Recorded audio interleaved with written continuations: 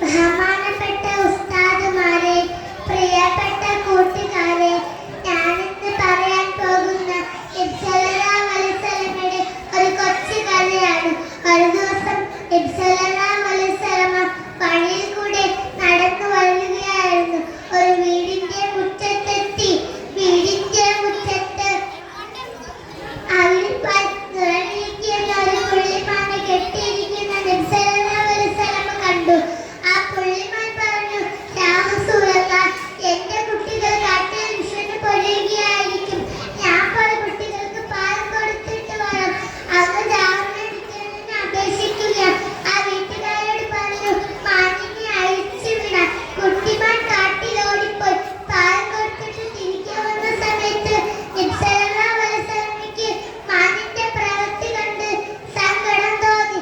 ആ മാനിനെ വിലയ്ക്ക് വാങ്ങുകയും കാട്ടിലേക്ക് എന്നെ വിട്ടയക്കുകയും ചെയ്തു. എന്റെ കൊച്ചു കഥ ഞാനിവിടെ നിർത്തുന്നു. അസ്സലാമു അലൈക്കും. The next call